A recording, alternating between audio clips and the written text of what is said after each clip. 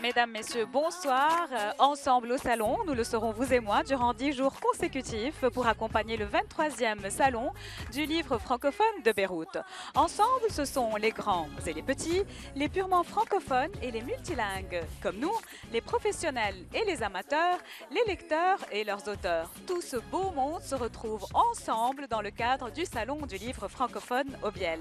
Ensemble au salon, c'est une émission dynamique ponctuée de rubriques différentes pour plaire à tous les publics. Notre première rubrique ce soir, c'est la bonne nouvelle.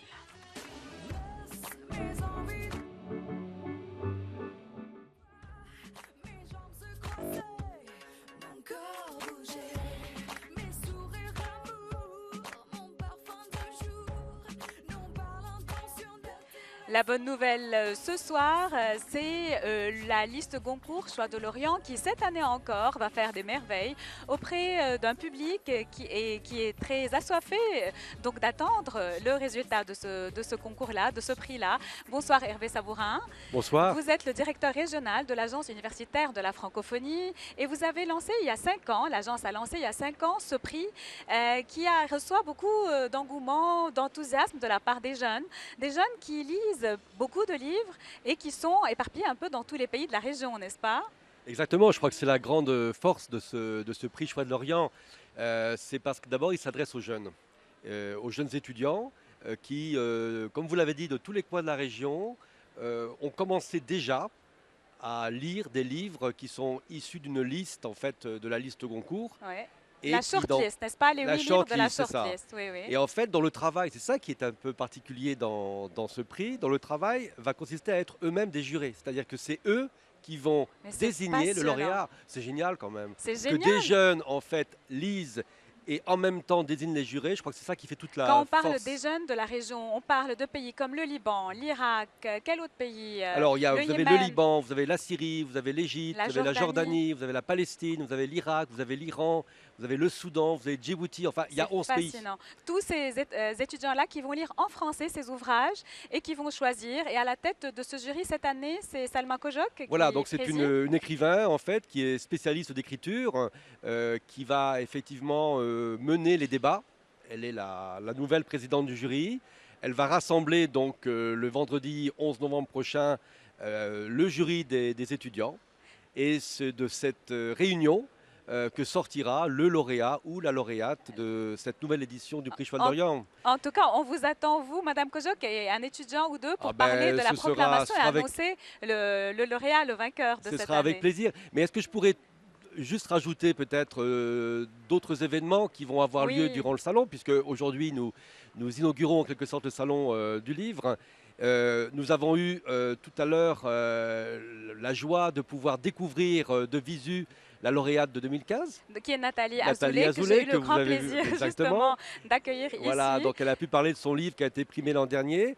Et puis l'AUF va participer cette année à d'autres manifestations.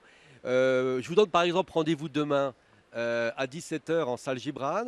En fait, on soutient un très joli colloque qui est organisé par l'Université Antonine sur la musicologie francophone de Ah oui, l'Orient. Vous ah voyez, oui. quand même un beau La programme culture dans également. toute sa dimension, la Voilà. Et musique. mardi, Oui. en fait, dans l'après-midi, on va aussi participer à une table ronde en partenariat avec l'Institut français du Liban, consacrée aux études littéraires et surtout à leurs débouchés métiers. C'est-à-dire tous les jeunes qui font des études littéraires, il faut qu'ils sachent qu'ils peuvent trouver du boulot après.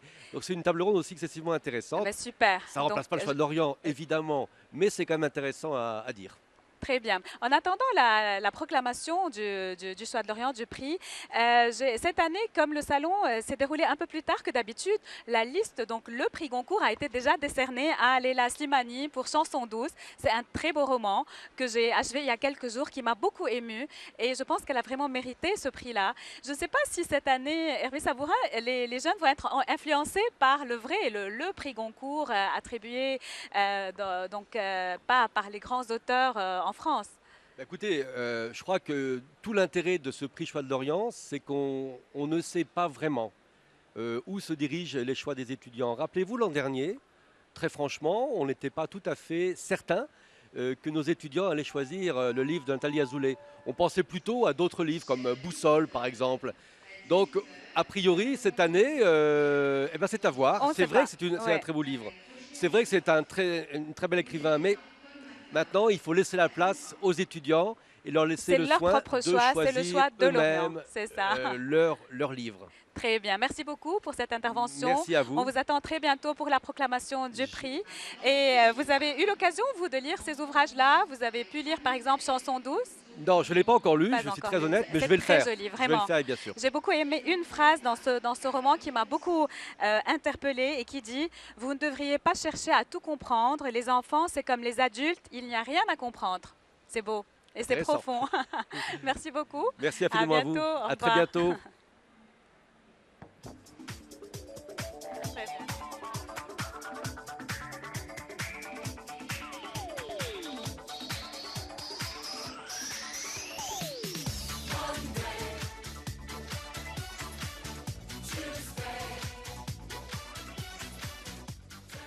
Une petite pause publicitaire, chers téléspectateurs, et on retourne à vous avec Ensemble au salon.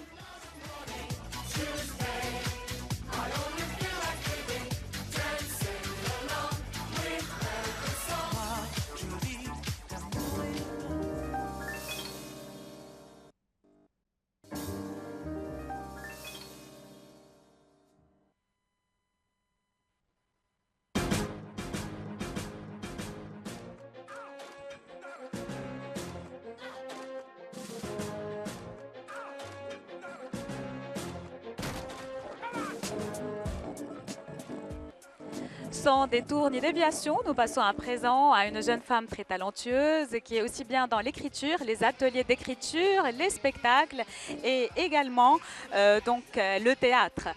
Bonsoir Valérie Cachard. Bonsoir, Vous allez bien? je vais bien. Tellement de choses à la fois que vous faites autour de l'écriture. Là, vous, au sein du salon, vous êtes en train de signer Déviation et autres détours, en fait. C'est le titre de votre ouvrage. C'est un recueil de nouvelles, de textes que j'ai beaucoup aimé. Très court, on dirait de petits courts-métrages qu'on voit comme ça devant nous. Comment avez-vous eu l'idée de mettre tout ça en mots et en texte? En fait, ces nouvelles ont été écrites entre 2005 et 2013. J'en ai écrit d'autres en parallèle. Et à un moment donné, je me suis rendu compte que celles-là, justement, se rejoignaient. Il y avait un peu comme un fil conducteur. Il y avait des motifs qui revenaient dans certaines. Donc, j'ai eu envie qu'elles existent ensemble dans un livre. Et j'ai commencé à les envoyer à des éditeurs. Et je suis très heureuse qu'aujourd'hui, ce livre existe enfin. Écoutez, comme ça l'idée vous vient d'écrire quelque chose, vous écrivez et vous essayez autant que possible d'en faire des histoires vivantes. Ce style-là qui est très personnel, qui vous a valu aussi des prix, n'est-ce pas? Le prix Oui. du jeune écrivain francophone et un autre prix également qui est celui Ethel Adnan Award. Ouais. Et vous avez même assisté à des résidences d'écriture. Oui. Donc l'écriture, ça se travaille ou bien ça s'écrit comme ça? On Ah écrit non, ce qu'on a envie ça d'écrire. se travaille au quotidien. Au début, je n'en étais absolument pas consciente. J'écrivais un peu comme ça, je remplissais des carnets. Et je pense qu'il y a un moment où vraiment, si on a envie que ça fasse partie de notre vie, il faut travailler tous les jours, oui.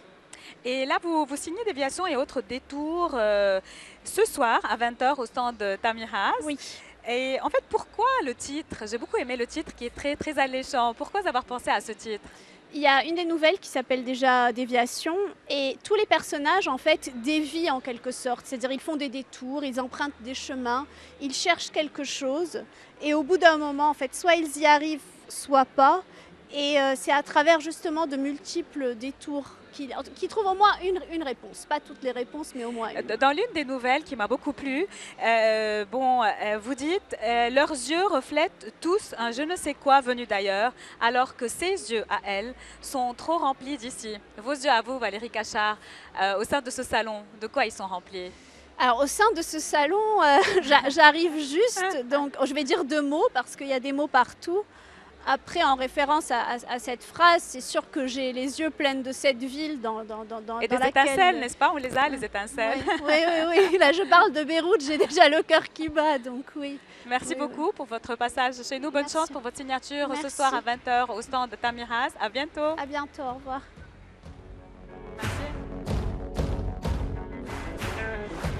Si belle main des musiciens ces mots comme un festin. Quand ils m'accordent leur note et que je suis leur voix, je suis mieux que... Lisons ensemble les jeunes et les moins jeunes avec Marwan El Ahda. Bonsoir.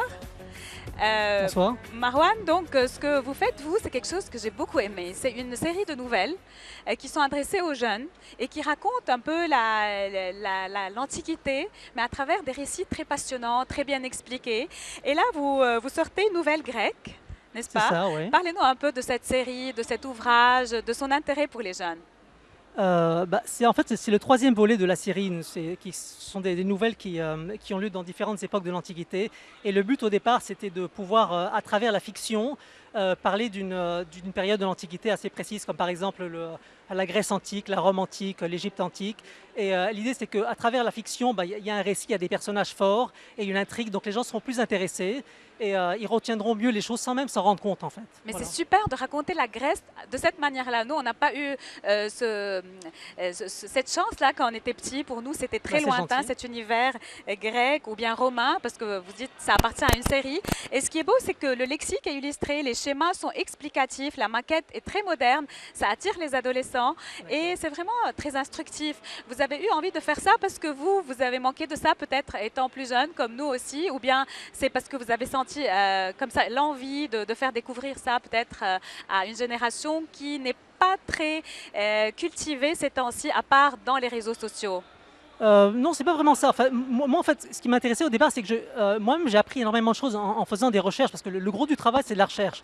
Vraiment, le trois quarts du temps, c'est rechercher dans les bouquins. Et une fois que j'ai terminé le manuscrit, envoyer ça à des spécialistes, genre des universitaires qui sont spécialistes dans le domaine. Donc, pour moi, c'était une source d'enrichissement personnel. Et comme j'adore lire, j'adore écrire, donc voilà, j'ai sauté sur l'occasion en quelque sorte, quoi. Il faut dire que vous avez un parcours très éclectique. Vous, avant ça, vous avez fait l'histoire de l'art, vous avez étudié le russe, vous avez écrit des scénarios, vous avez été dans la finance, le journalisme, et là, vous vous retrouvez dans la littérature jeunesse. Voilà, moi j'aime bien dire dans l'écriture simplement parce que c'est finalement ce qui me plaît le plus, quoi. C'est là où j'éprouve le plus de satisfaction, quoi. Et c'est quoi le tome qui va venir après les Romains, les Grecs? Il y a les nouvelles gauloises, donc ce Ah sera oui. sur la Gaule romaine et la Gaule, enfin avant l'époque romaine également, quoi. Super, on attend ce tome également. Merci beaucoup. Mais merci à Bonne vous. chance pour la suite. Merci à beaucoup. bientôt. Tu sais que j'aime ton string, alors s'il te plaît, move your string. Woo!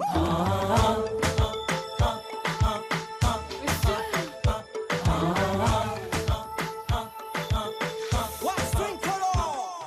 Caprica, quelle est la couleur de ton Quelle heure est-il chez vous? Je ne sais pas, mais chez moi, c'est l'heure d'interviewer Caroline Torbet. Bonsoir Caroline. Bonsoir.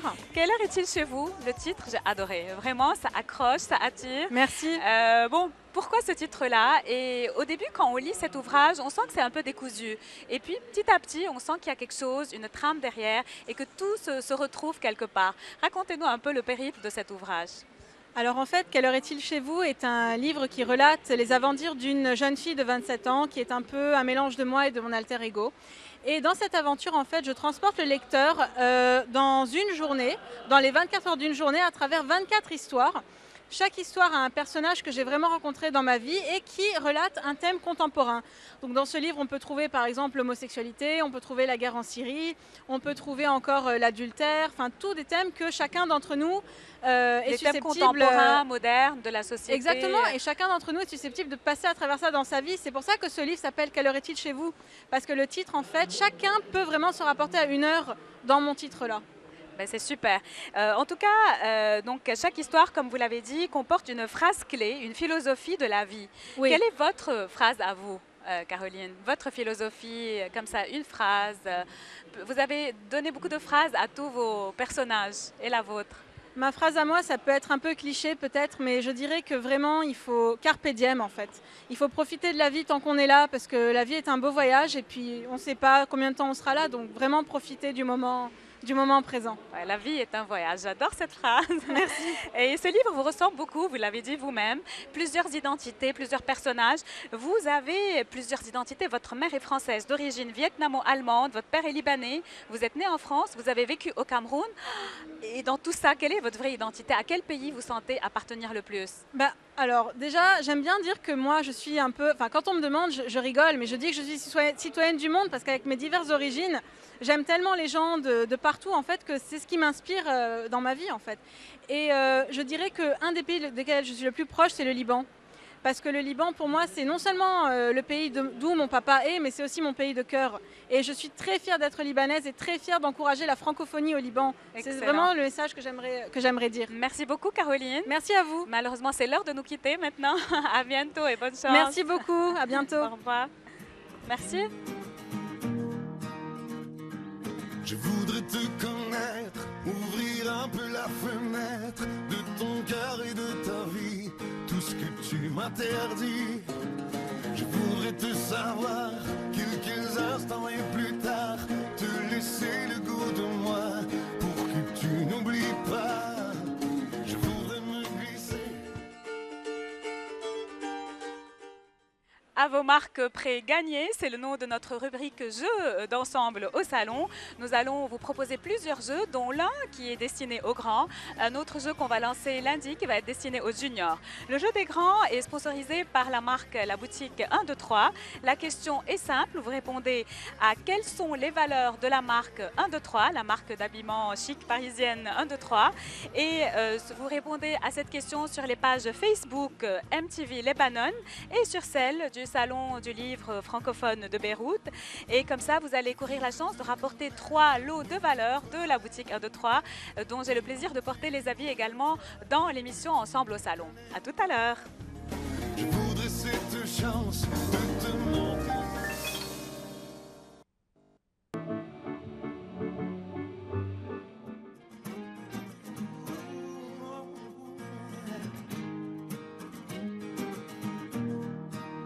Et oui, le Salon du livre francophone de Beyrouth, c'est aussi l'occasion de rencontrer des artistes en tout genre. J'ai le grand plaisir d'accueillir Ammar Abedrabo. Bonsoir. Bonsoir. Vous êtes un artiste accompli, vous êtes un grand photographe franco-syrien, journaliste également.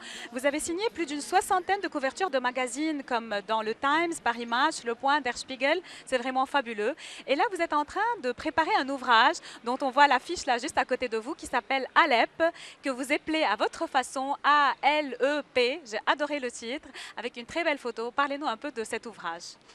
Alors c'est un recueil en fait avec des photos que j'ai prises, mais aussi des textes. C'est-à-dire que j'ai demandé à une dizaine de personnalités, écrivains ou journalistes ou des amoureux d'Alep, de choisir une photo. C'est eux qui décidaient et de la commenter comme ils voulaient. Alors parfois on a des textes très poétiques, parfois on a des textes un peu plus académiques qui s'inscrivent dans l'histoire, etc. J'ai touché à rien. J'ai voulu vraiment que chacun raconte ce qu'il avait envie de raconter. Ça promet d'être super. Et ça donne ce résultat.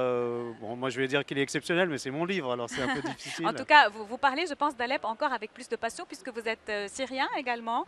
Donc, c'est avec quelque chose de très fort que vous avez fait cet ouvrage-là, qui est peut-être différent des autres photos que vous avez prises de Libye, d'autres pays en guerre comme la Bosnie, l'Irak, etc.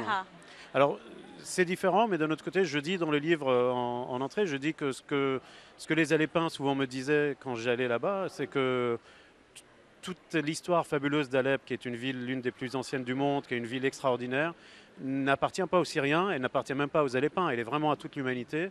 Et je pense que n'importe qui a connu Alep ou qui a lu un texte dessus doit ressentir la même chose, qu'on soit syrien ou pas, je veux dire. En fait, ce sont des photos de guerre qu'on va voir, ou bien c'est Alep comme vous l'avez connu, comme vous aurez aimé qu'elle reste? Alors moi, j'aime pas les photos de guerre, parce que souvent, ils ont un côté très masculin, où on montre les guerriers, où on montre les combattants, comment ils rentrent dans les villes, comment...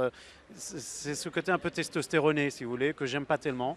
Moi, j'aime beaucoup voir comment les gens essayent de vivre dans la guerre. Donc dans ce livre, on va voir des enfants continuer à aller à l'école, des gens tourner une série télé, une comédie par exemple, des marchés, etc. La vie continue. Souvent on l'oublie quand on est à l'extérieur, on voit la guerre, on pense que c'est une horreur tous les jours, ça l'est, mais en même temps, il y a des gens qui essayent de continuer à vivre et c'est cela que je veux montrer.